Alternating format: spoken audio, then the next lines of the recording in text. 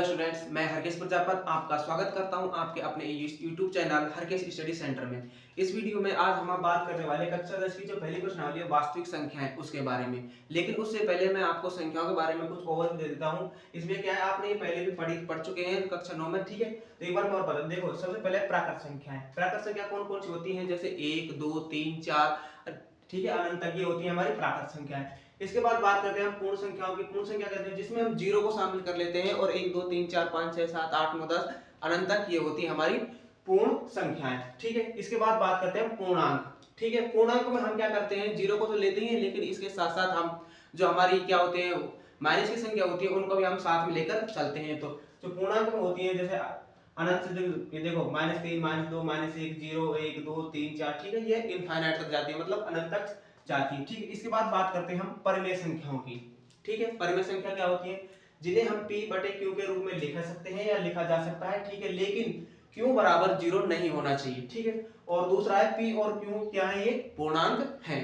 इसके बाद बात करते हैं अपरिमेय संख्याएं। वे संख्याएं जो परिमेय नहीं है वह होती है हमारी अपरिमेय संख्याएं, ठीक है। अब बात करते हैं वास्तविक संख्याएं। वास्तविक संख्या कौन कौन सी, जिसमें परिमेय संख्याएं और अपरिमेय संख्याएं दोनों मिक्स हो, वो होती है हमारे पास वास्तविक संख्याएं।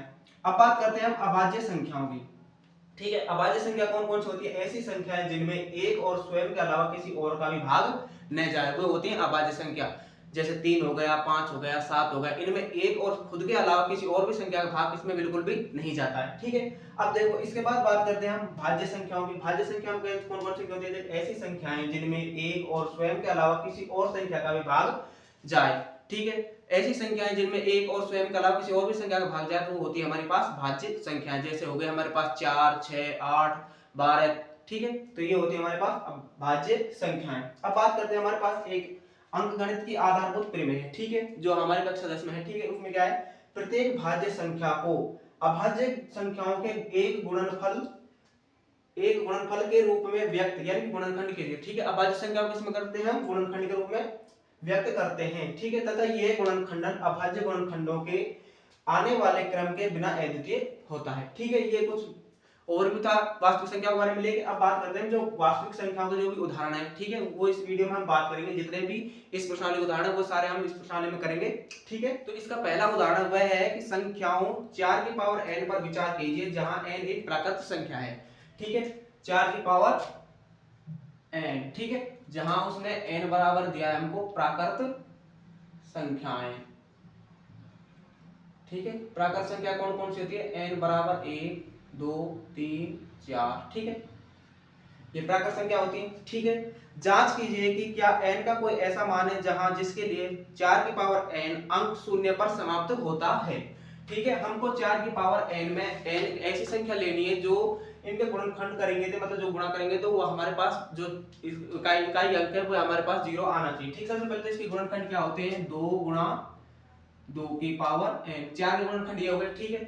अब देखो गुणनखंड का करेंगे और 0 पर समाप्त कब होगा, जब वो हमें दी हुई संख्या में जो हमारे पास गुणनखंड है उसमें कम से कम एक 5 उपस्थित हो और एक 2 उपस्थित हो, ठीक है। इसमें एक 2 तो है लेकिन हमारे पास एक 5 नहीं है, ठीक है। लेकिन हम क्या करेंगे, देखो जब 2 गुणा 5 करेंगे तभी तो हमारे पास जो 0 पर संख्या समाप्त हो गई। लेकिन इसमें क्या है, हमारे पास 2 गुणा 2 की पावर n, तो ये संख्या कभी 0 पर समाप्त नहीं होगी। आप देखो 4 की पावर रख के देख लो, आप 4 की पावर 1 रखेंगे तो 4 आएगा, ठीक है। 4 की पावर 2 रखेंगे तो कितना आएगा, 4 चौका 16, ठीक है। 4 की पावर 3 रखेंगे तो कितना आएगा, 64, ठीक है। इस प्रकार अगर आप रखते जाओगे तो हमारे पास ऐसी कोई संख्या नहीं है n बराबर जो 4 की पावर n को 0 पर समाप्त कर सके। तो अतः हम लिखेंगे 4 की पावर n पर n बराबर या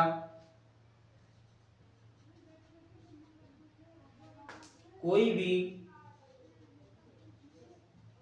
ऐसी संख्या नहीं है जो 4 की पावर n को 0 पर समाप्त कर सके, ठीक है। यहाँ आप खुद भी देख सकते हो कि भाई जब भी गुणनखंड करेंगे तो उसमें 2 और 5 होना जरूरी है। अगर 2 और 5 नहीं होगा तो हमारे पास ऐसी संख्या नहीं है जो 0 पर समाप्त होगी। ठीक है, तो हम यहाँ पर लिखेंगे 4 की पावर n पर n बराबर कोई भी ऐसी संख्या नहीं है जो 4 की पावर n को 0 पर समाप्त कर सके। ठीक है, आगे समझ में अगर नहीं आए तो आप हमें कमेंट करके बता सकते हैं। ठीक, इसके बाद जो हमारा अगला उदाहरण है वह है संख्या 6 और 20 के अभाज्य गुणनखंड विधि से एचसीएफ और एलसीएम ज्ञात कीजिए। ठीक है, 6 और 20 के हमको अभाज्य गुणनखंड विधि से क्या ज्ञात करने हैं, एचसीएफ और एलसीएम। ठीक है, एचसीएफ और एलसीएम। ठीक है, तो देखो 6 और 20 के एचसीएफ और एलसीएम कैसे ज्ञात करेंगे। एचसीएफ और एलसीएम आपने छोटी कक्षा में बहुत अच्छे से सीख लिया होगा। ठीक है, तो हम एचसीएफ क्या करेंगे, एचसीएफ क्या करेंगे, जो भी हमारी संख्या है उनको अलग अलग करेंगे। ठीक है, जो भी कॉमन आएगा वो तो हो जाएगा हमारे पास एचसीएफ। एलसीएम क्या होगा, जो हम एक साथ करेंगे। लेकिन दो संख्याओं के लिए हमारे पास एक फॉर्मूला है, वो मैं आपको बताऊंगा। ठीक है, सबसे पहले हम ज्ञात करते हैं एचसीएफ। ठीक है, एचसीएफ 6 और 20 का। ठीक है, तो 2 का भाग देंगे 6 में कितनी बार गया, 3 बार, और 3 में 3 का 1 बार। ठीक है, तो 6 बराबर इसके गुणनखंड कितने हो गए, 2 गुणा 3। ठीक है, अब देखो इसमें किसका भाग देंगे, 2 का भाग कितनी बार गया, 10 बार। ठीक है, और 2 का भाग 10 में कितनी बार गया, 5 बार। ठीक है, 5 में 5 का भाग देंगे कितनी बार, 1 बार। ठीक है, तो अब देखो 20 के गुणनखंड हो गए हमारे पास 2 गुणा 2 गुणा 5। ठीक है, एचसीएफ में हम क्या करते हैं, एचसीएफ हमको चाहिए जो भी हमें कॉमन दिख रहा है उसको हम ले लेंगे। ठीक है, एचसीएफ में कॉमन क्या दिख रहा है, 2, तो एचसीएफ हो गया हमारे पास 2। ठीक है, अब बात करते हैं एलसीएम की। एलसीएम में हमारे पास एक फॉर्मूला है दो संख्याओं के लिए। एचसीएफ में एलसीएम के लिए दो फॉर्मूला। ठीक है, ए गुणा बी बटे एच सी एफ, ए और बी। ठीक है, एलसीएम ए और बी हमारे पास जो दी हुई संख्या वो होंगी। ठीक है, और बटे में एचसीएफ को हमने निकाल लिया है। ठीक है, अब देखो एलसीएम, एलसीएम किस किस का निकालेंगे, 6 और 20 का। ठीक है, एलसीएम 6 और 20 का निकाल, ए गुणा बी, ए गुणा तो यही हमारे पास, ए बराबर तो हो गया ये, और बी बराबर हो गया ये। ठीक है, ए गुणा बी हम 6 गुणा 20 बटे। ठीक है, और एचसीएफ ए और बी का, ए और बी का एचसीएफ कितना निकला हमारे पास, 2। ठीक है, ये रख दिया हमने 2। ठीक है, इसका इससे कट गया तो कितनी बार, 10 बार। तो एलसीएम आ गया हमारे पास 6 और 20 का, कितना आ गया, 60। ठीक है, या फिर आप इसे अभाज्य गुणनखंड विधि से भी कर सकते हो। ठीक है, इसके बाद जो हमारा नेक्स्ट उदाहरण है, उदाहरण नंबर 3। ठीक है, उसमें है हमारा अभाज्य गुणनखंड विधि द्वारा 96 और 404 का एचसीएफ ज्ञात कीजिए और फिर इनका एलसीएम भी ज्ञात कीजिए। ठीक है, 96 और 404 का हमको क्या करना है, एचसीएफ और एलसीएम। ठीक है, ये उदाहरण नंबर 3 है। पहले में मैंने लिखे नहीं थे, वो पहला और दूसरा उदाहरण था। ठीक है, तो 96 और 404। ठीक है, एचसीएफ और एलसीएम निकाल लेंगे। ठीक है, तो एचसीएफ निकालने के लिए हम क्या करते हैं, 96 और 94 के अलग अलग अभाज्य गुणनखंड कर लेंगे। ठीक है, करो। ठीक है, तो देखो इसमें 96 में किसका भाग जाएगा, 2 का भाग जाएगा, कितनी बार जाएगा, 48 बार।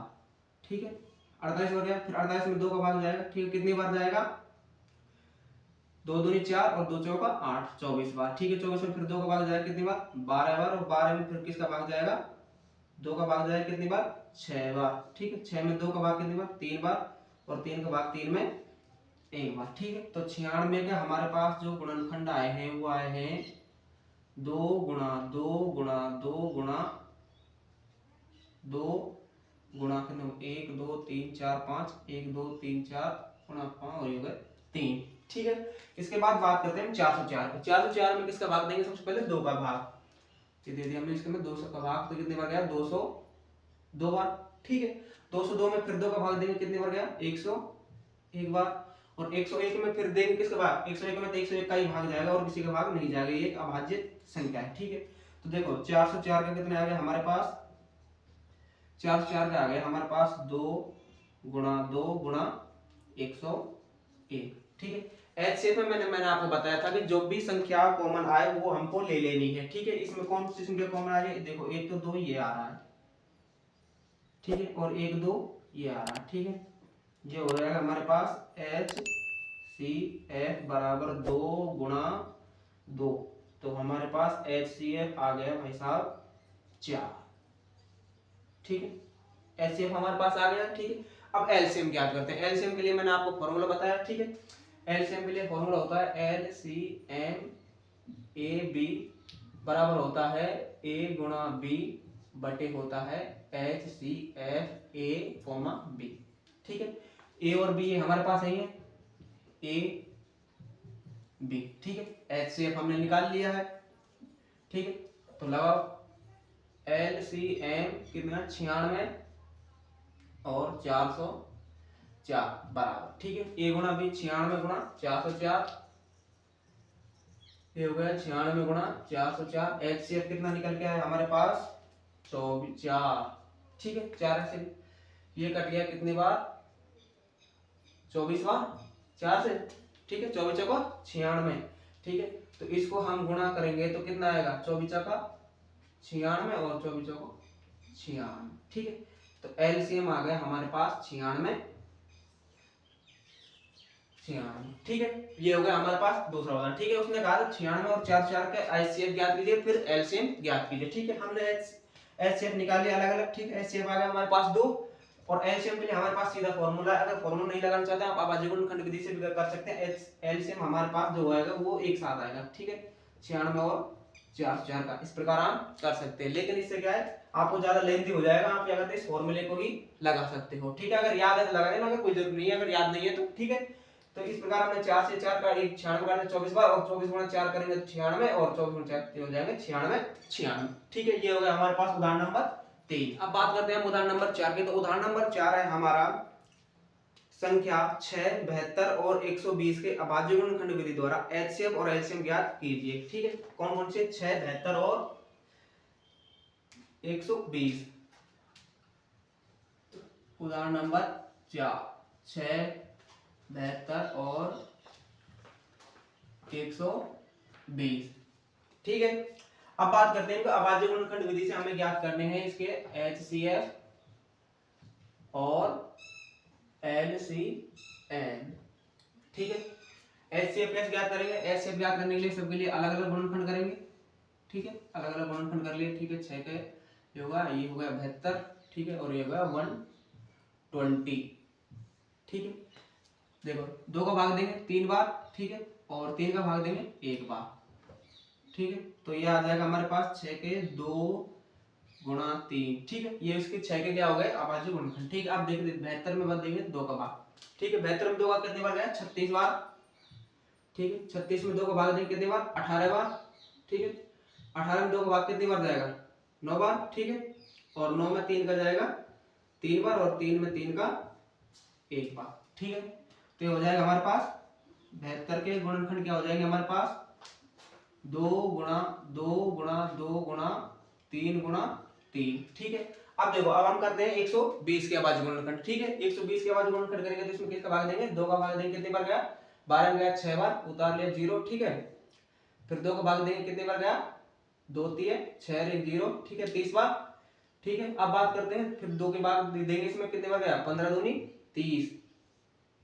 ठीक है, 15 में किसका भाग जाएगा 3 का भाग। ठीक है, तो 3 का भाग दिले कितनी बार 5 बार, और 5 में 5 का 1 बार। ठीक है, अब देखो कितना है ये 120 बराबर 120 में देखो 2 गुणा 2 गुणा 2 गुणा 3 गुणा 5। ठीक है, हमने देखो 6 के अभाज्य गुणनखंड कर लिए और 72 के गुणनखंड कर लिए और 120 के गुणनखंड कर लिए हैं। ठीक है, अब देखो जो कॉमन आ रहा है वो हमको क्या करना है हमारे पास एचसीएफ हो जाएगा जो कॉमन आ रहा है। ठीक है, एक कॉमन तो ये है हमारे पास 2। ठीक है, तीनों में आ रहा है, और एक कॉमन हमारे पास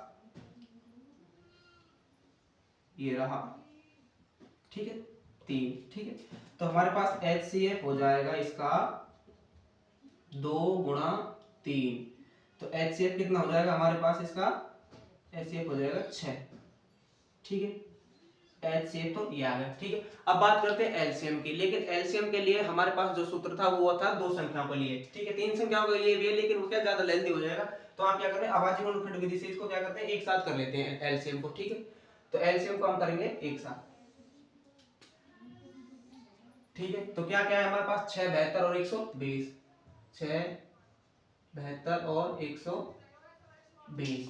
ठीक है, इसके करेंगे हम भाज्य गुणनखंड। ठीक है, सबसे पहले देंगे 2 का भाग। 2 का भाग 6 में कितनी बार गया? 3 बार। 72 में कितनी बार गया? 36 बार। ठीक है, और इसमें कितनी बार गया? 120 में 60 बार। ठीक है, अब देखो आप किसका भाग देंगे? फिर देंगे 2 का भाग। 2 का भाग 3 बार जाएगा नहीं। ठीक है, तो 3 का 3 रख देंगे। ठीक है, इसमें कितनी बार गया? 18 बार। ठीक है, और इसमें कितनी बार गया? 23 बार। ठीक है, फिर किसका भाग देंगे? इसमें फिर देंगे इसमें 2 का भाग। 3 का तो इसमें जाएगा, 3 बार जाएगा नहीं, है ना। ठीक है, अब देंगे कितने? इसमें गया है 9 बार। ठीक है, और 30 में गया 15 बार। ठीक है, अब देखो अब किसका भाग देंगे इसमें? ठीक है, 2 का भाग तो किसी में नहीं जा रहा, तो अब देंगे 3 का भाग। 3 का भाग 3 में कितने बार गया? 1 बार। इसमें कितने बार गया? 3 बार। और इसमें कितने बार गया? 5 बार। ठीक है, अब भाग किसका देंगे? 3 का। ठीक है, 3 का भाग दे दिया।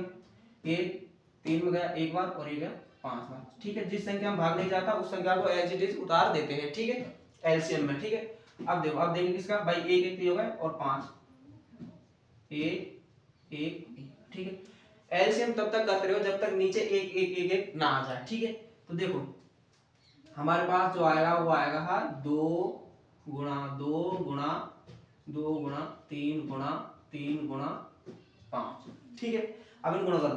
5 3 15, 15 3 45, 45 दूनी 90, दूनी 180, 180 और 180 दूनी कितने हो जाएंगे? 360। ठीक है, तो एलसीएम कितना हो गया हमारे पास? 360।